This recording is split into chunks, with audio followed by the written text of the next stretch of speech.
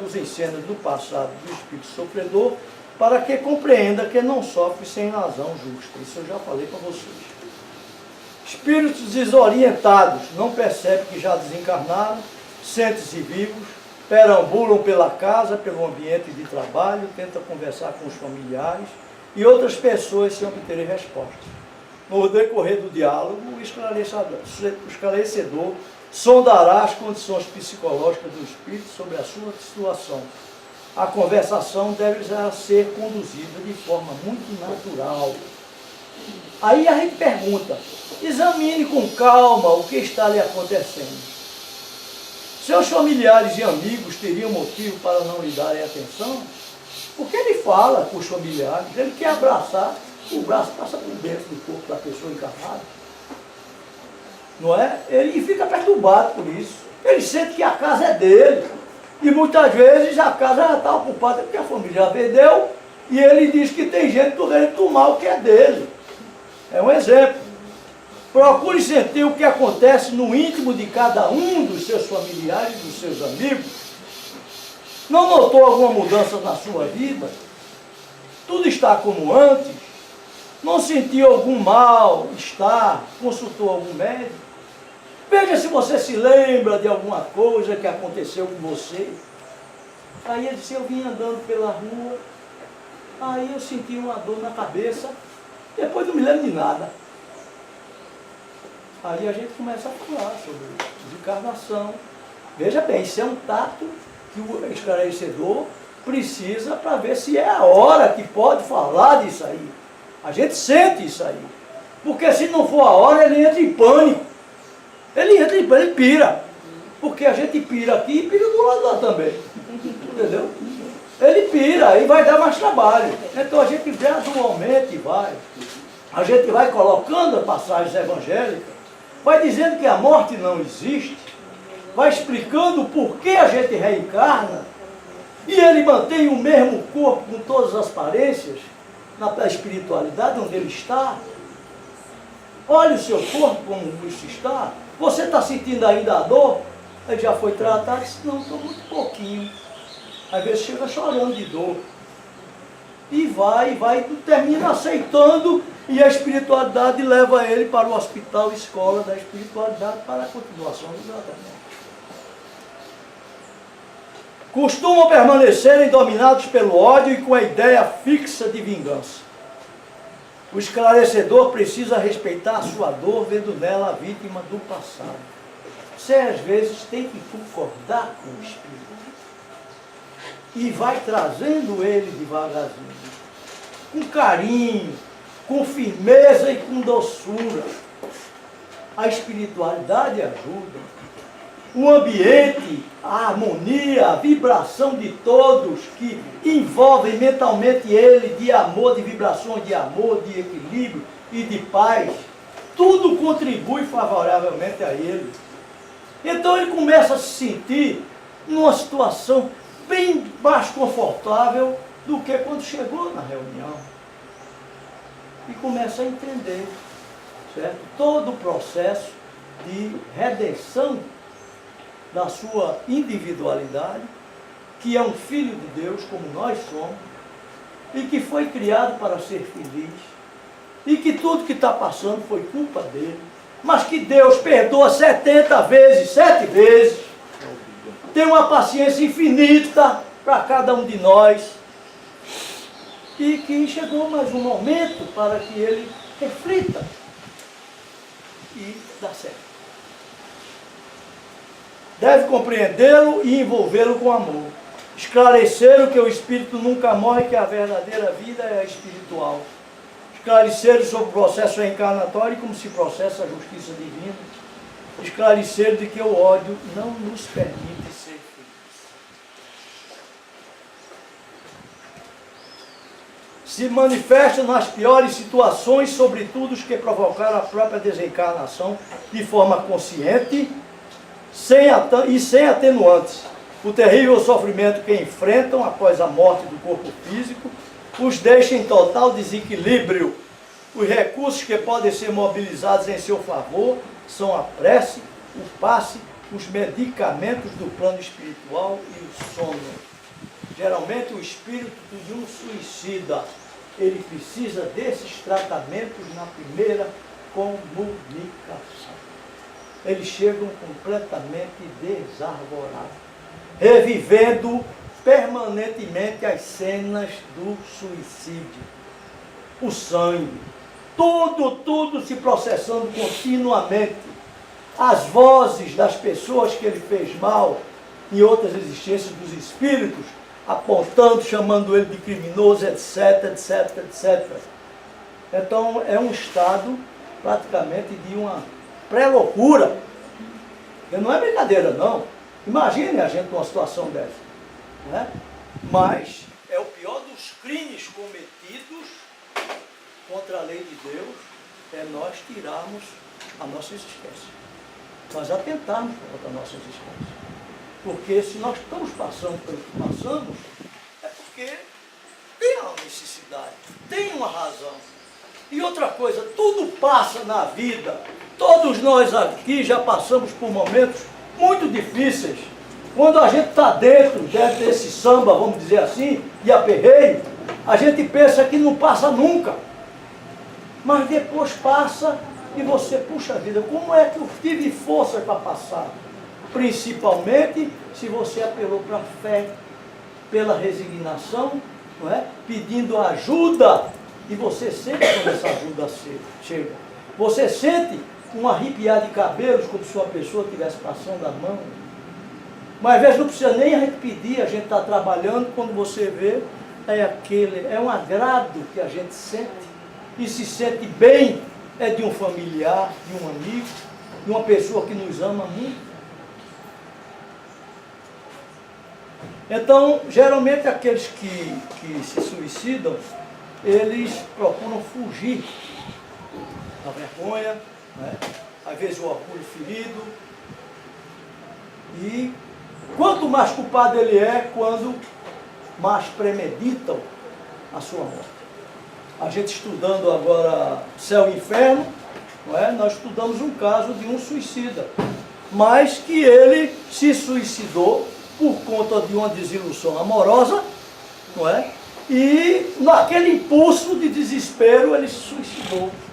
Então, no relato, ele na espiritualidade, com os espíritos orientando sobre o desenvolvimento daquele drama, nos diz que ele foi muito menos culpado do que se tivesse premeditado a sua morte, porque ele agiu impulsivamente, num ato de desespero.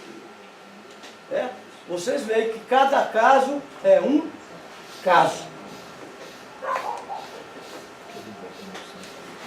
Espírito com a sexualidade desequilibrada.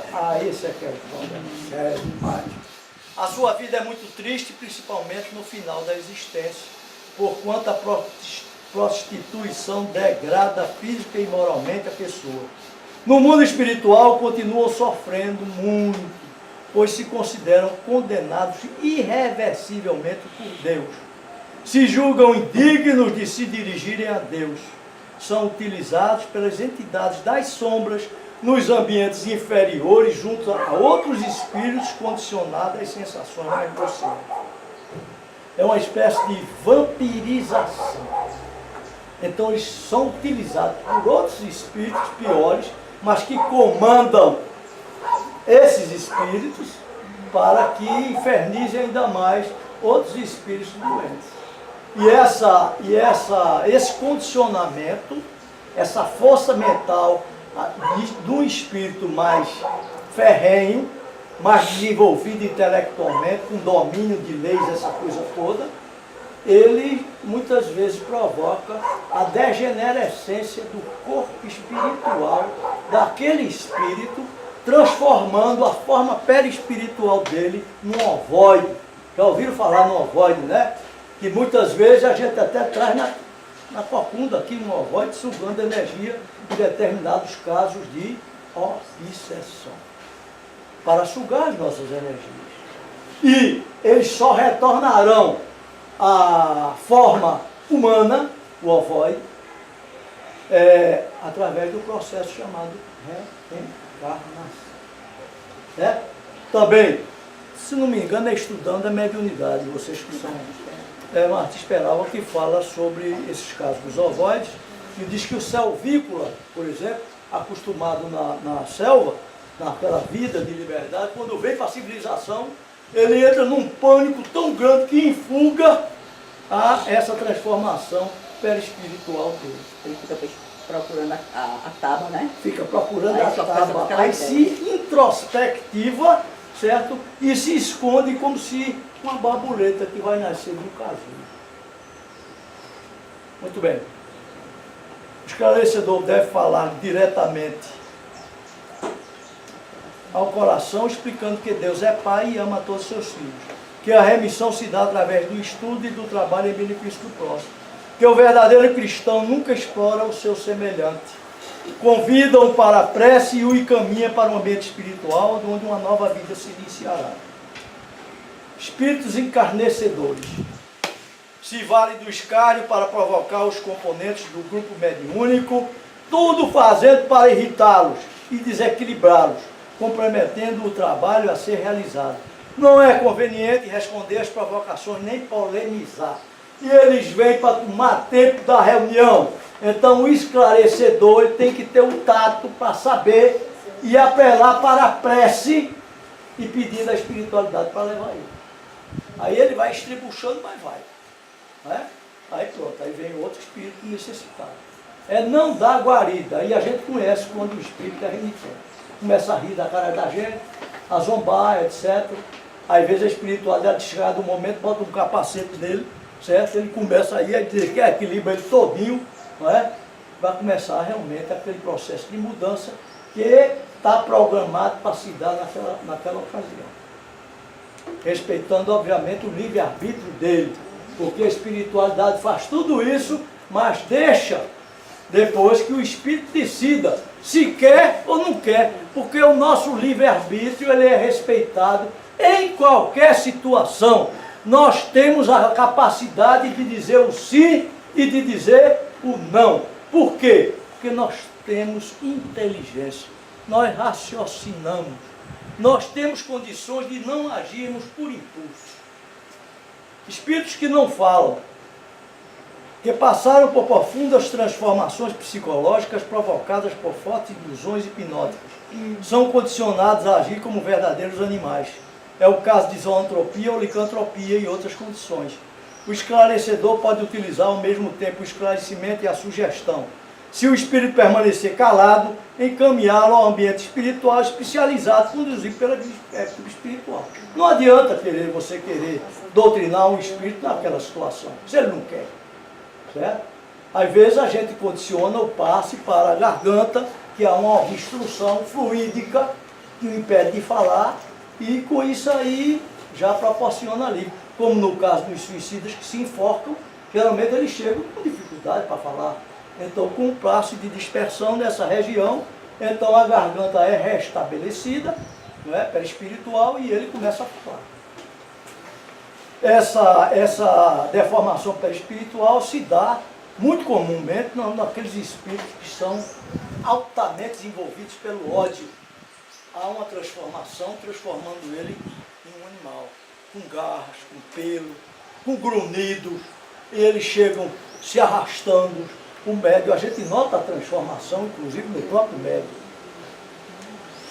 Espíritos que se comprazem no mal, muito imperfeitos, afinizam-se com as coisas materiais e as sensações mais grosseiras, rejeitando os valores morais, as coisas mais elevadas e os ambientes onde se encontram os bons espíritos, não se dispõem a renunciar aos prazeres inferiores para cuidar da própria evolução e não sentem nenhuma satisfação com a prática do bem. O esclarecedor deve conduzir o diálogo com o objetivo de lançar algumas ideias na sua mente. E a gente diz, medite e reflita sobre a nossa conversação. Você está sendo maltratado aqui? Não. Sinta o nosso ambiente, sinta quanta vibração de amor e de paz envolve, e ele começa a se aperceber disso. Aí você diz, pense na nossa conversa, medite. Nós não queremos forçar você a nada, você é livre. Mas essa semana você vai ficar meditando e refletindo sobre o que a gente conversou, sobre o que você viu aqui, porque você está aqui desde o começo do estudo lá embaixo, e vai ter esse tempo para na próxima reunião você ver realmente e dizer o que quer. Espíritos que se julgam dono de propriedades, isso aí é uma coisa séria. Não cultivam qualquer atividade religiosa, passaram a vida lutando pela aquisição de bens materiais e propriedades, não cultivando outros valores, quase sempre não percebem o momento do desencarne, permanecendo com a mente totalmente centralizada na vida material. Mesmo espíritas, viu? A gente já teve experiência em reunião mediúnica, que irmãos e irmãs nossas chegaram lá, na reunião, presos a uma cama, a uma cadeira. Divaldo conta nas palestras dele. Uma senhora estava lá na casa, né, infernizando o pessoal por conta da cadeira dela. Era uma cadeira belíssima, trabalhada, você não comprava em qualquer loja, que já vinha de família. E então ela queria a cadeira dela, ficava medonha quando tinha alguém que sentava na cadeira. E se a pessoa tinha alguma mediunidade mais exacerbada, começava a sentir a influência dela, não é? Ou sentia uma coceira aqui por trás para se levantar, ou qualquer outra coisa. Eu sei que aí Divaldo conta que o esclarecedor tentou de tudo e não teve jeito. Aí ele disse, me diga uma coisa, se a gente apresentar uma cadeira mais bonita, bem mais confortável, você troca? Aí ela disse, troca. Aí a espiritualidade trouxe uma cadeira bem bonita e mais confortável. Aí ela disse, tá certo. Aí ela foi-se embora com cadeira, com tudo. O esclarecedor deve explicar-lhe que somos apenas usufrutuários dos bens terrenos que pertencem a Deus. Que precisamos aprender a valorizar os bens espirituais, cultivar virtudes, que somos espíritos eternos criados para evoluirmos para a perfeição. Cultivar virtudes. Quantas virtudes a gente conhece? Quer ver uma coisa interessante? Talvez vocês não atentaram ainda para isso. Por exemplo, a virtude da paciência. Quando a gente conquista essa virtude, preste atenção nas outras virtudes, se a gente não conquistou elas também. Porque a gente conquistou a perseverança, se a gente conquistou a paciência. A gente conquistou o quê? A mansuetude. A gente passou a ser mais manso. Assim sucessivamente. Então há um interrelacionamento dessas virtudes. Você não pode somente conquistar uma virtude. Há um interrelacionamento. Então ela vem e se firma, como a nossa irmã diz. As nossas conquistas espirituais são eternas. Não é outra encarnação, a gente vem com essas virtudes conquistadas. Somos melhores do que na encarnação passada. Por isso que você vê entre todos nós pessoas boas, pessoas ruins. Por que essa diferença? E as pessoas não sabem de nada e dizem, Deus não é justo, não. Mandou para fulano um filho tão bom. E para mim mandou um espinho, uma pecinha, uma mala, para eu carregar em nada, não é? Aí não sabem o porquê das coisas, não é? E ficam blasfemando contra Deus, não é? E achando que Deus tem a obrigação de resolver e de atender a todos os nossos caprichos. Deus está sempre em torno de cada um de nós. Nós apenas precisamos o quê? Subir o nosso padrão vibratório para sentirmos a presença dele. Mas a gente quer ficar o quê? Ó? Meu Deus, me ajude. E aí pronto, acha que pedis e obtereis. Não é? Batei e dá-se-vos-á. Mas tem um outro ensinamento. Buscar e achareis. É nesse aí que a gente tem que buscar. Aí vai se abrir as portas. E os pedidos serão assim. Nem todos que dizem Senhor. Nem todos que dizem Senhor, Senhor, né, chegarão aí do céu. Espíritos de outros credos. Muitos consolidam suas convicções da existência de inferno, de céu e juízo final. E se julgam eleitos de Deus, por isso desencarnam convictos de que irão diretamente para o céu. Muitos ficam revoltados no mundo espiritual por não encontrarem o céu, por não terem sido recebidos pessoalmente por Jesus. Não é conveniente dizer que estão no centro espírita, para não chocá-los. é conveniente explicar-lhes que a conquista do reino de Deus depende essencialmente da prática do bem, da transformação do homem velho num homem novo, e que é um trabalho de cada um, que ninguém pode fazer pelo outro.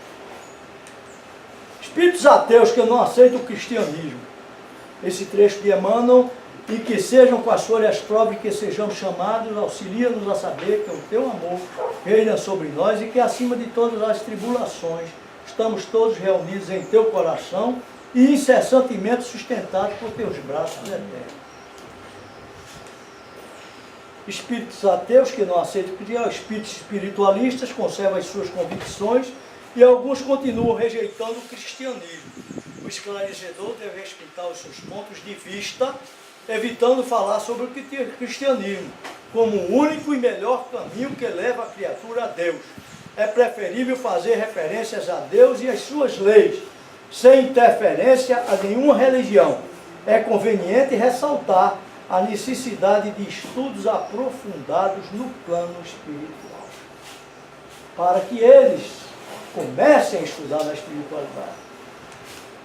Os espíritos que pensam que estão ajudando, olha, no atendimento fraterno, que chega lá, me ajuda, eu sinto meu marido sempre junto de mim. Aí o marido está preso nos laços fluidos da mente dela, dizendo, me ajuda, ela só fica pensando em mim. É o que acontece. Você pensou, o espírito capta na hora. Então, numa reunião mediúnica, o que se passa na reunião mediúnica tem que ficar na reunião mediúnica. Mesmo depois, terminados os trabalhos, daquela avaliação que eu falei para vocês, ninguém deve falar que o espírito tal se apresentou feito um bicho, com garra, com não sei o que, horrível e não sei o que. O espírito está recebendo essas vibrações todinhas, aumentada pelas mentes dos demais que estão captando aquilo e que estão projetando. Aí ele está recebendo essa força negativa todinha. Aí se ele já está mais ou menos equilibrado, aí ele desequilibra de novo. Entendeu? Então, quanto menos é não falar de nada do que se passou. Então, quando a gente bota o pensamento em relação a determinada pessoa, a gente peca, não é? O pensamento, por palavras e por ações. O pensamento, por que a gente pega por pensamento? Porque o pensamento é energia. Então ele se projeta em ondas mentais e que vai atingir aquele que a gente está visualizando. Se você pensa em adulterar, você já adulterou, o Evangelho diz. Não é? Então se você vibra, pensa mal em relação à pessoa, aquele mal vai bater nela. Se ela tem afinidade com ele, aí ela absorve. Não é? Mas se ela não tem, se ela está em vigilância e oração, aquela vibração bate e volta para onde? Para você. Aí vai aumentar o quê? Os teus débitos. É por isso que a gente peca por pensamento. Espíritos em sono prolongado.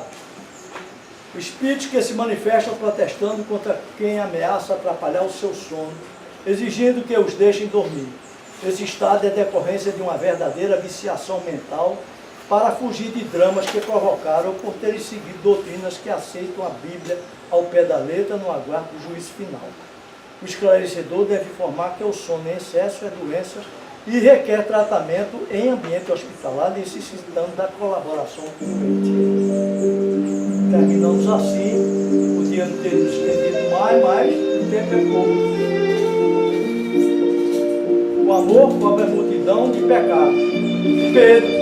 Muita gente diz que é Jesus, inclusive eu, quando fui fazer esse trabalho, aí encerrei, veio aquilo na minha mente, o amor cobre a multidão de pecados. Aí eu botei Jesus. Terminei o trabalho, fui dormir. Já era noite, aí fui dormir. Quando me deitei, aí havia aquela voz na minha cabeça. Você tem certeza que quem disse isso foi Jesus? Eu pulei da cama, fui para o computador, aí botei no Google, o amor cobre a multidão de pecados. Aí pá! Primeira encíclica de Pedro. Está lá. E todo, muito palestrante diz que a frase é de Jesus. Então é bom sempre a gente pesquisar para não estar dizendo besteira. Né? Então muita paz para todos. Bom apetite. Ele vai Tá de dieta aí. Estou de dieta. Não, mas tem problema. Solidário, é solidário.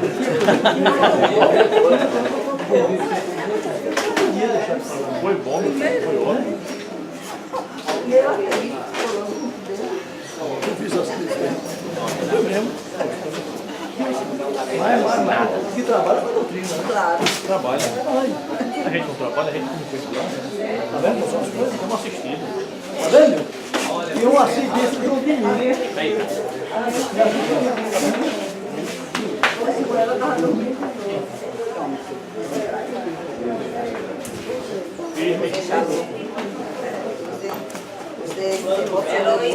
Oi, minha. Que material fantástico. Tá no pendrive.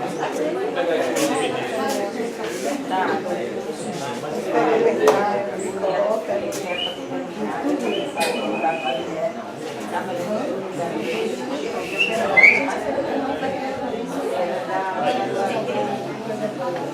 Tá quentinha, do ator de energia.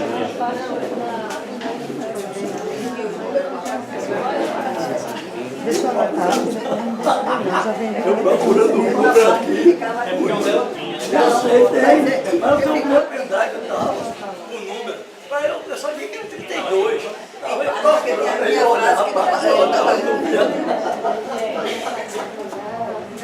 Aí eu aproveitava. Agora, se eu não falei, mas vou falar. Não, pergunta. Tem muita coisa. Tem assunto. O meu mãe ensinou.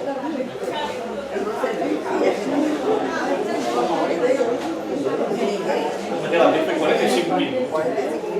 É porque era distante e tinha que voltar. Não teria uma família. Mas ali a gente não vê muita coisa. Não, você está certo. É uma hora perfeita. Não falei nada. Mas ele é glória, pai. Eu tenho uma capacidade de alimentação.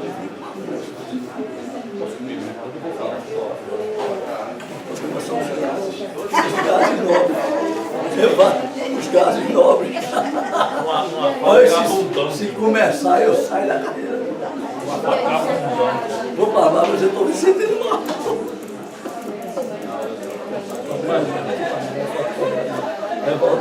Se esquece de lavar dentro da rua.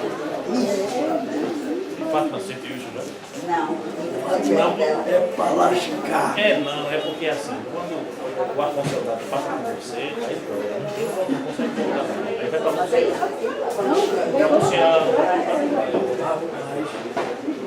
Ou senão, quando ele vem com a camisa e Chegou na sua. não chegou na sua. Menino demais. Eu fico tão lascado aqui. Fiquei rouco. Fiquei rouco. Tem encerração, pergunta.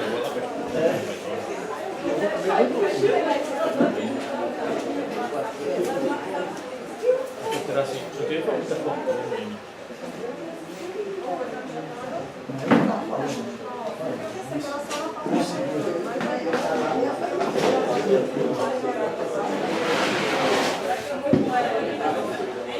Tem que tirar essa porta, né?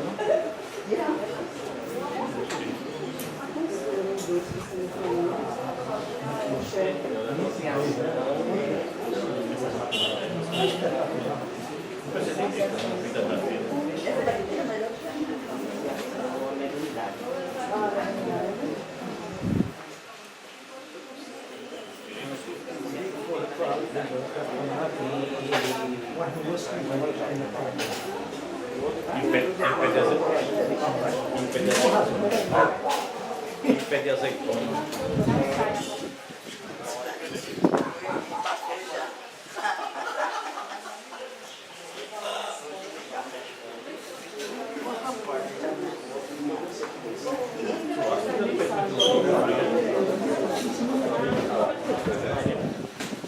Olha, Dada, quando terminar, tiver precisando de almoço, né?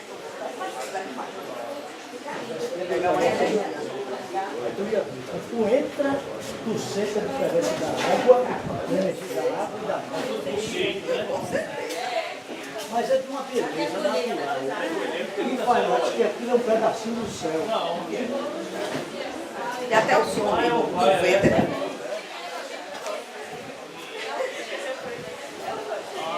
É isso, o que você está fazendo?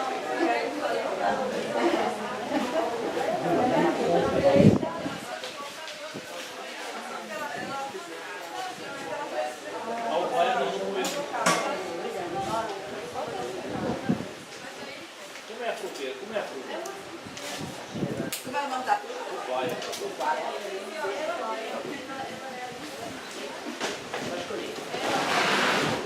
Parece um peixe.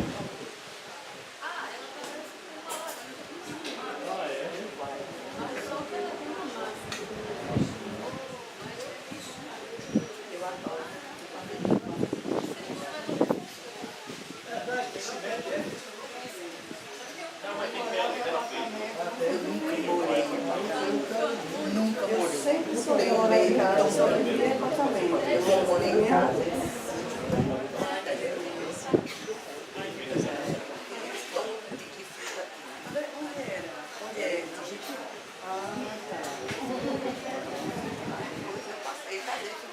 Tu conhecia a Fátima Rocha ou não da federação? Alegria. Ela e Inês, uma baixinha, uma moreninha. Depois de Eu tenho, quando não tem atividade aqui, eu tenho tentado ver as palestras, no domingo. Tu tá lá no domingo, pra mim, tá? Dia domingo eu vou para o dia que geralmente já vou estar em casa. A gente vai lá Se quiser lá. Olha, gente, o almoço está assim, viu? Sabe? É. Uma tapioca de manhã, cheio da barriga de porco, tá com a barriga cheia. Mas, ó, ele falou tanto que queria digerir tudo. Ah, beleza.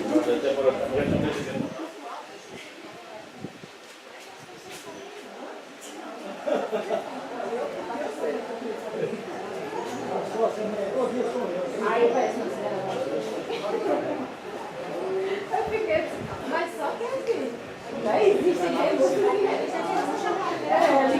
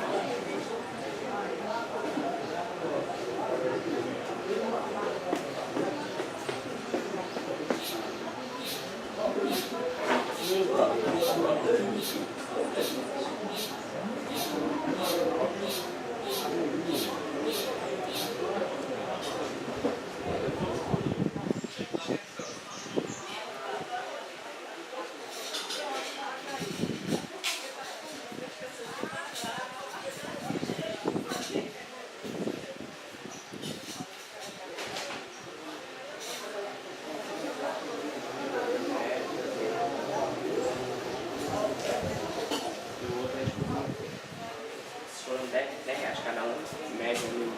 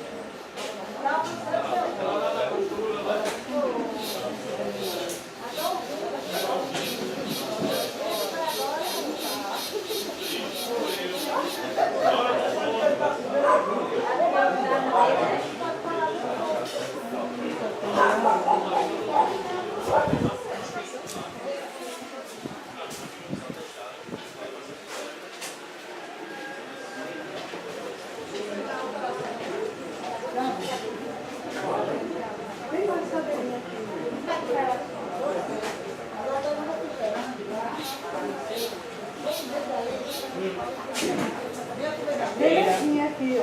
Olha aqui, olha que tem mesa aqui. A perdida aí é? A mesinha aí, primeiro. Quer que eu pegue outra mesinha para ficar aqui? Aquela mesinha que eu cortei, ó.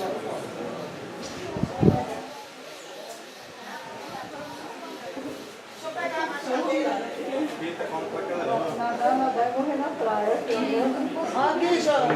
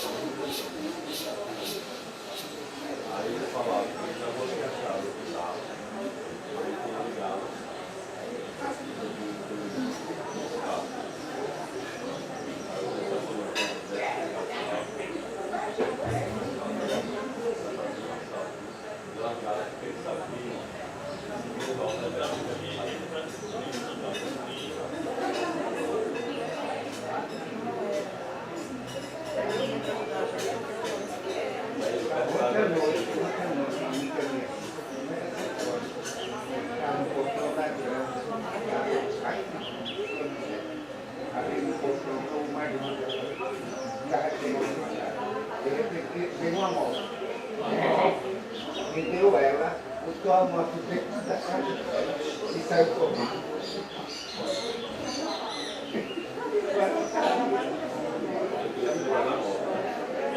Esse moto roubado, esconder a moto. E essa problema que eu não consegui fazer da moto. Esse na delegacia, faz uma dó. Se não vou ter que fazer, você é interceptador.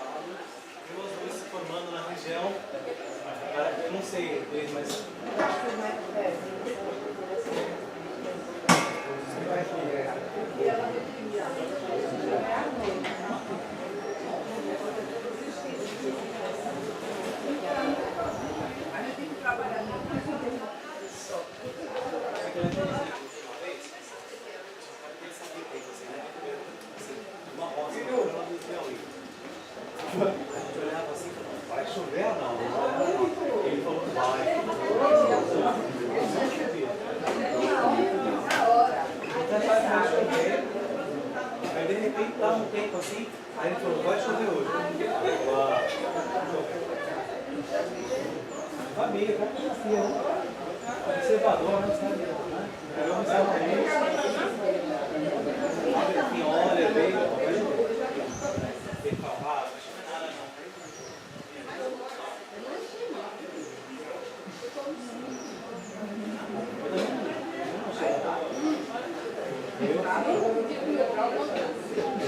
Eu não sei pouco. Diva, vem cá, filho. É frango com arroz, tá certo?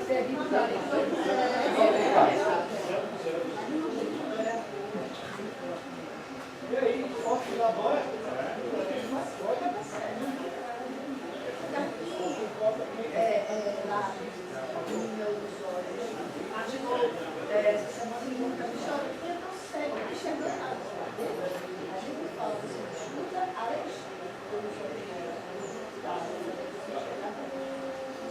Aí correu para o banheiro com a amiga, lavou os olhos.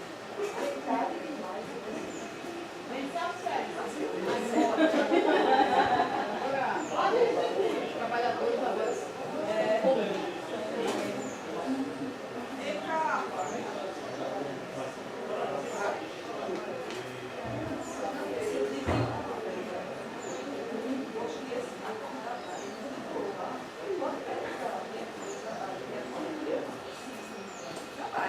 Trabalha.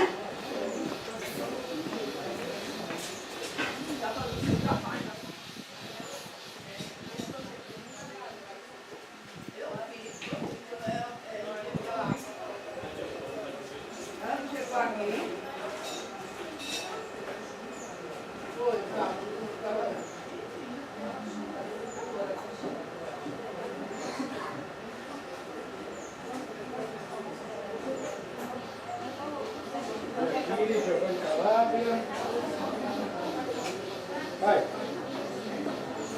Vamos, papai?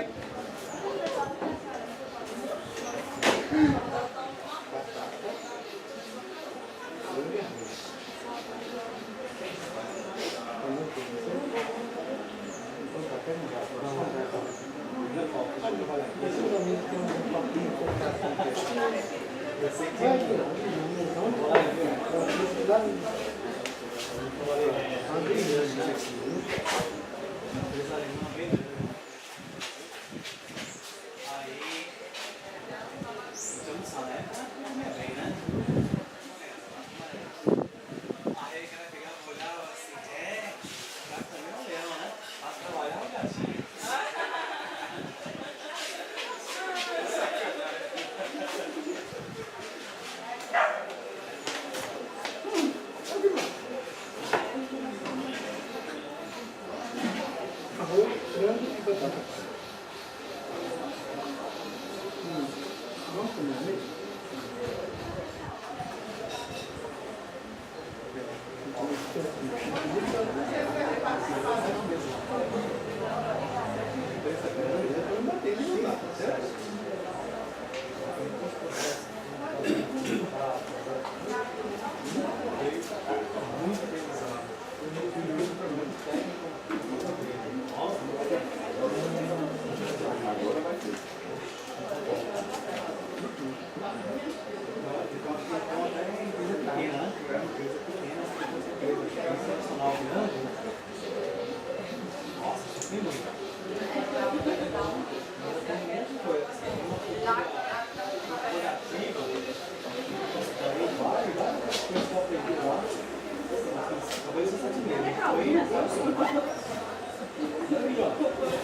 Já fez o seu já? Já estamos comendo.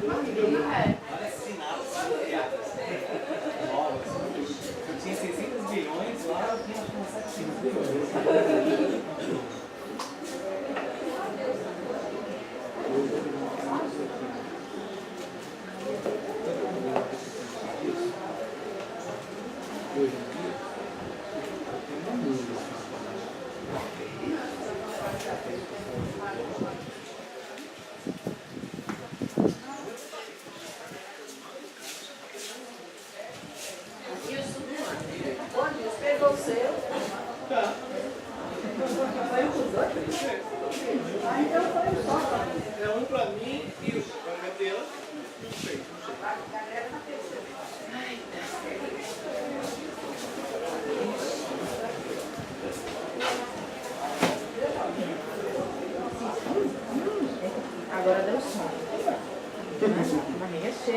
Olha a vontade de dormir.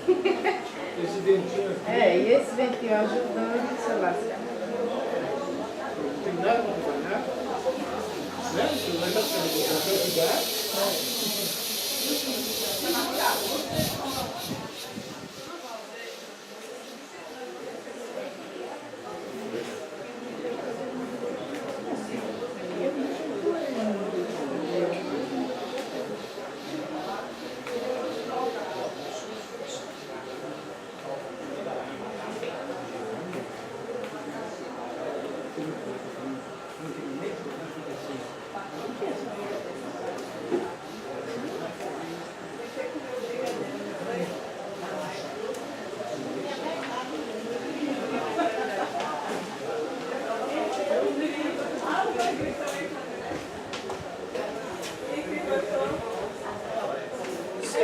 Que bico é esse? Que bico é esse?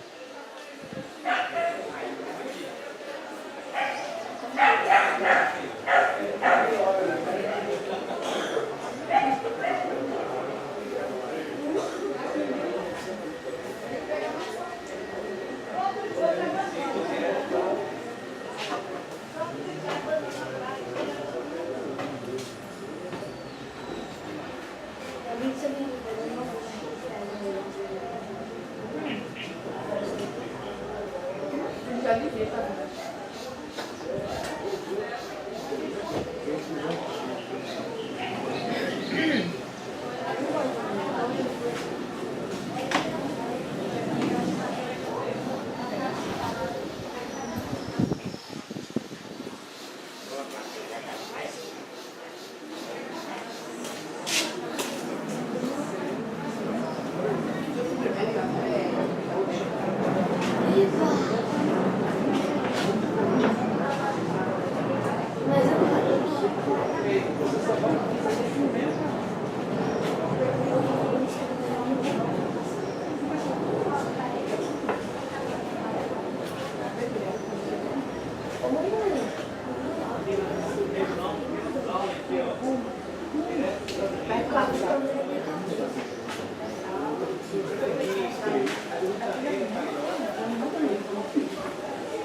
É o mesmo prato.